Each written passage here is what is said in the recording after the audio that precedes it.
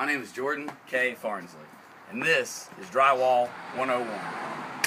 I've been working for contractors for over 10 years, and along the way I've picked up tips and I can show you tools that you can use to do home improvement on your own.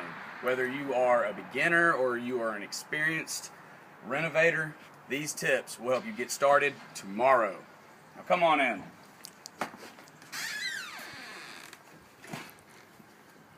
Through 4 easy steps.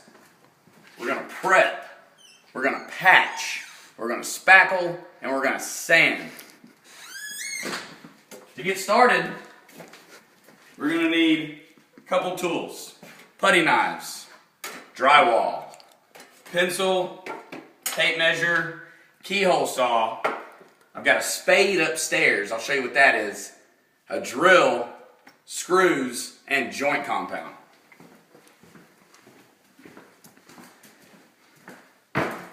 First step, prep.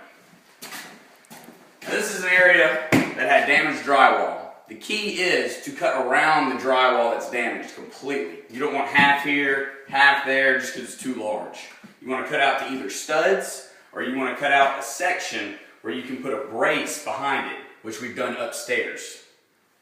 Now when you're cutting into this drywall, you have to be careful because you don't know what's behind the drywall. In this case, we have insulation. Not big deal, but plumbing, very big. You want to cut off your water before you do this. And electrical outlets, wires. You want to cut all electricity. You want to flip the breaker. Because if you get into that, you're going to find out real quick if you hit a wire. Alright, so let's go upstairs, what I have already prepped. Renovation is a lot of work. As you can see, we've got stuff everywhere. About a month into this process.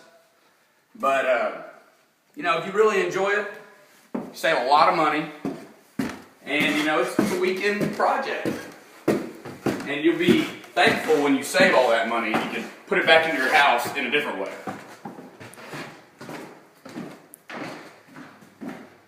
Okay, we've already prepped this area. We're going to our step 2, patching.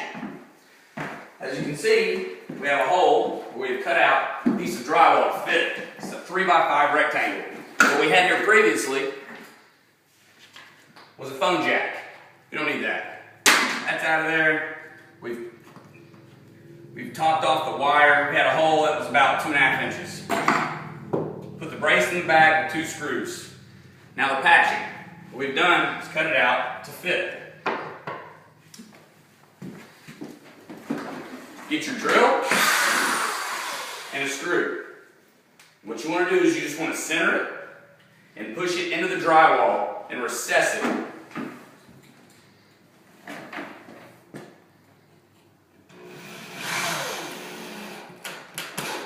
Just enough to where it holds tight. Now, we've got a little bit of room around here, that's okay, because we're going to fill those gaps. We're going to take our spade. Make sure it's nice and smooth around the edges. Got a nice flat surface. That's patch. Moving on to step 3, spackle. We're going to take our putty knives. We're going to open our joint compound. This is what I previously mentioned. It's basically like a liquid drywall.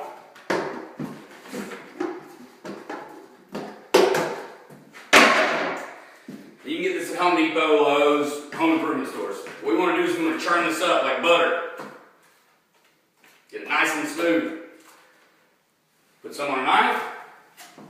In no particular order, you want to fill your seam very gently. Just go over the top. Fill the screw holes as well. This first pass is simply to fill the seam. We're not trying to make it look good.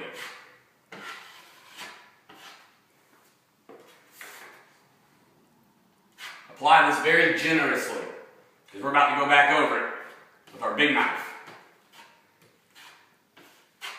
Now once you have it all evenly distributed, I'm going to clean off your knife.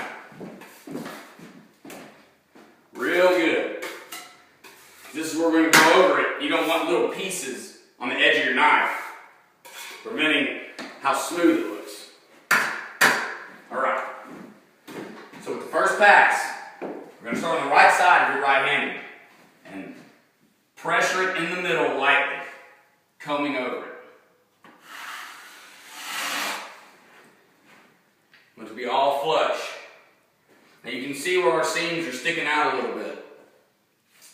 That's okay. This is our first application. We're going to let this dry, and then 24 hours from now, what we're going to do is we're going to go back and we're going to re-spackle it. You can do this up to 3, even 4 times to get the smoothness that you'd like. So once we've spackled, taking us to our 4th step, we're going to sand. We do the finishing work. You'll follow me downstairs. In order for this to work, like I said, we have to do a 24-hour period before we can do it. I have a section downstairs that we can go ahead and get started. Watch your step here. Got the 4 guy coming on the 21st. Drywall is definitely something that you don't want to sub out, as I've said. You can save money a million places. I've got a guy doing tile. That's not something you necessarily want to tackle if you're not huge at it. Alright, so as you can see, we have 2 drywalled walls that I've done previously in the week. A 4 by 8 section. 1, 2, 3, 4. We had to cut these. This is where a seam meets. I've done upstairs right here and have already sanded right here.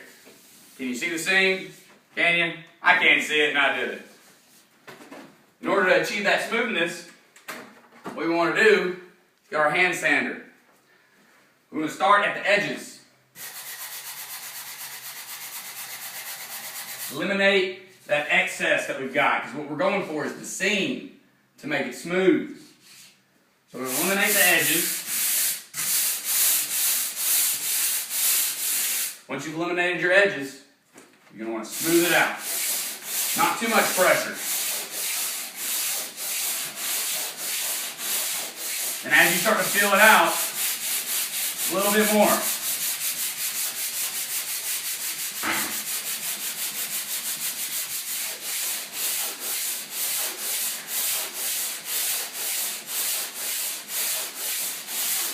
All right. Now it's hard to tell. That's pretty smooth. What we're going to do is we're going to prime over it when we get done. All right. Well, essentially, that's it. 4 steps. Okay? First, we're going to prep. Then we're going to patch. Then we're going to spackle.